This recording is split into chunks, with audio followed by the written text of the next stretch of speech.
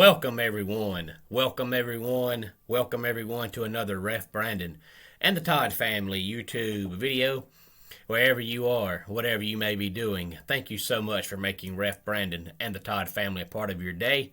We always greatly appreciate it.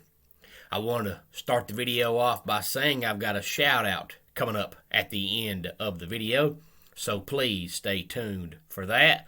I hope everybody enjoyed the college football playoff games yesterday. I've got a few thoughts on the games coming up here in a couple of minutes. First, I want to say that it is New Year, so hopefully last night at 11:59 and about 55 seconds, whatever you were doing, you stopped and stood up and lifted your left leg in the air, so that way when midnight struck, you started off the new year on the right foot. And today, of course, since it is New Year's, we have some bowl games coming up. We have Notre Dame and Oklahoma State in the Fiesta Bowl, and then we have Ohio State and Utah in the Rose Bowl, or as Brent Musburger used to always say, the granddaddy of them all. And then we have Ole Miss and Baylor in the Sugar Bowl. And then we have Iowa and Kentucky in the Citrus Bowl, which may be the lowest scoring game of the day because those are two teams that have pretty much slow-paced offenses that are going to run the ball as much as they possibly can. They do it completely different.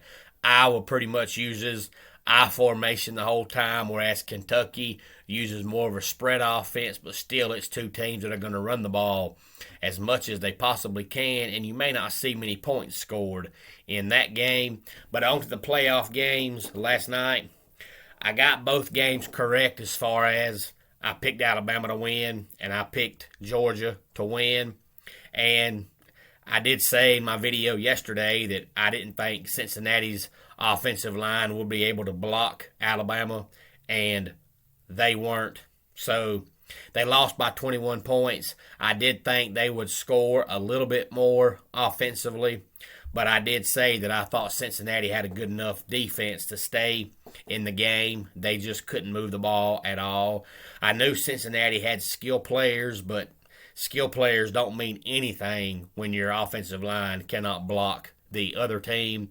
So Alabama pretty much ran the most vanilla offense they could run because there was no reason to do anything, because it was obvious by the end of the first quarter that Cincinnati just could not block Alabama at all. And then, of course, the Georgia and Michigan game was 34-11, so it wasn't close either. I thought Michigan would score more points than that. So just like in previous years, when records show that going into this year, 10 of the 21 playoff games had been decided by at least 20 points. Well, both games from yesterday were decided by at least 20 points, which goes back to my argument from a couple of months ago, which is why expand the playoffs? It's clear the best two teams in the country are Alabama and Georgia. That was made clear yesterday. It's not close.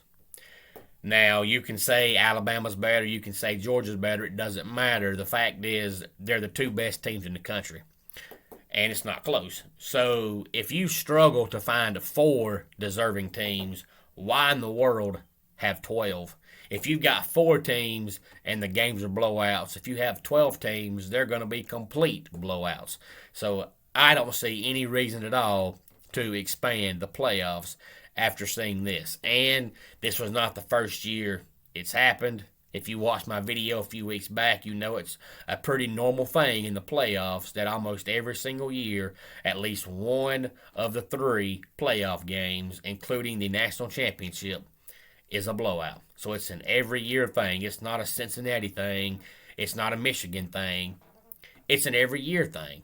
So I don't see why anybody wants the playoffs to expand when you struggle to find 4 good teams. So how in the world are you going to have 12 good teams. I hope if they do ever expand the playoffs, they don't go more than 8.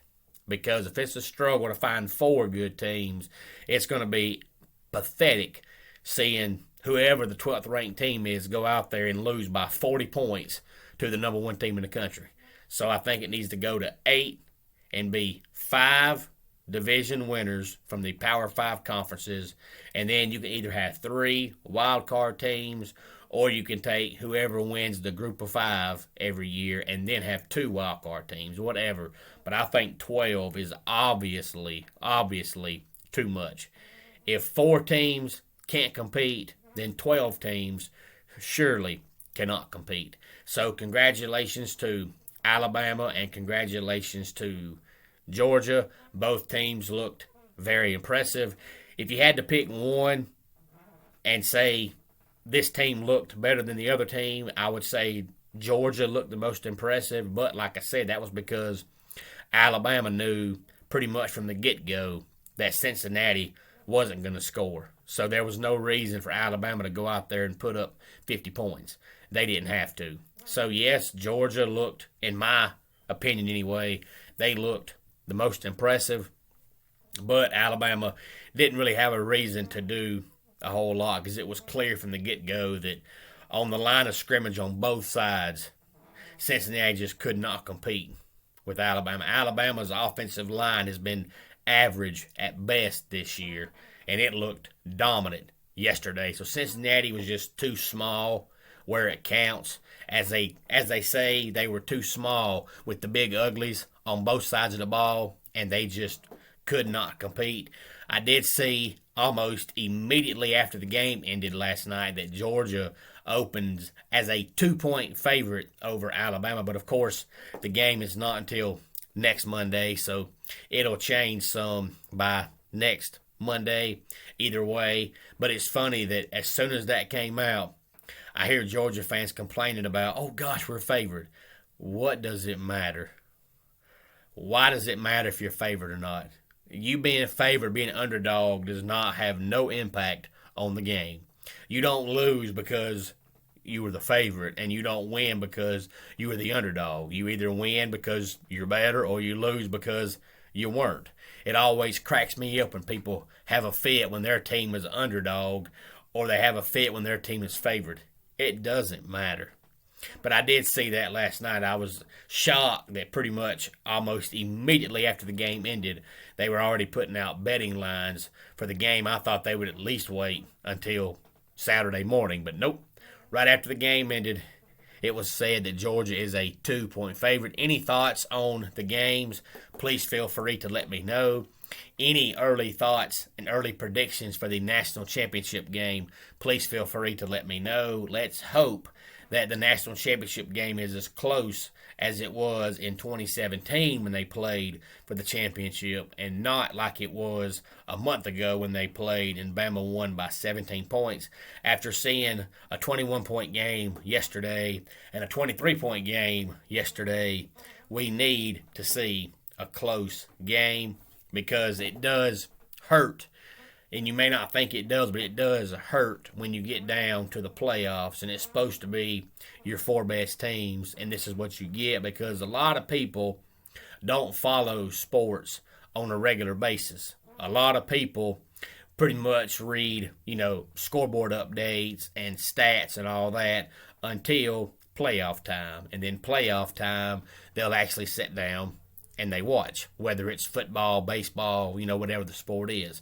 So if people haven't really watched college football all year long and you just follow it casually until the playoffs, and then you sit down to watch the playoff games and all 3 games are blowouts, it does hurt the sport. So after 2 blowout games yesterday, we need a close national championship game, and hopefully we'll get that. And if you are a Bama fan or if you are a Georgia fan, you would a whole lot rather your team have a good game than just get blown off the field. And if you're watching it as an outsider, just as a college football fan, you'd a whole lot rather see a close game than see a game that's over with by halftime. So let's hope for a good game. My shout out today goes out to Miss Pat, she subscribed to the channel yesterday, and she lives in South Carolina. She is a Clemson fan and wanted me to say, go Tigers. Miss Pat, thank you so much for subscribing to the channel. And now that you have subscribed, if you comment on any video at any time, you will be eligible for our 1,000 subscriber giveaway whenever we get to 1,000 subscribers. And let's go ahead and get our dad joke of the day in here. My wife asked me, how do I look? And I said, with your eyes. And this is a sports dad joke, if you want to call it a dad joke. I'm just curious. It's only funny to me because if you follow the channel, you know a couple of weeks ago I talked about making bowl games more interesting. And I got the idea after seeing the Potato Bowl when the French fries got poured on the coach and a few of the players. And sure enough, after Clemson won the Cheez-It Bowl Wednesday night, they poured a whole bucket of Cheez-Its on Dabo. Well, then Thursday in the Duke's Mayonnaise Bowl, Shane Beamer let two ladies, I believe from the Duke's Mayonnaise organization, pour about a 2-gallon tub of mayonnaise on his head.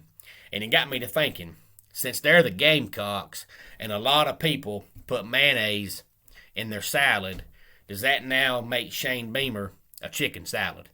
I'm just curious. And that wraps it up for today's Ref Brandon and the Todd Family YouTube video. Until next time, it's Ref Brandon saying, just like in pro wrestling, life can be over by the count of 3. Tell your friends and family how much you love them. Bye.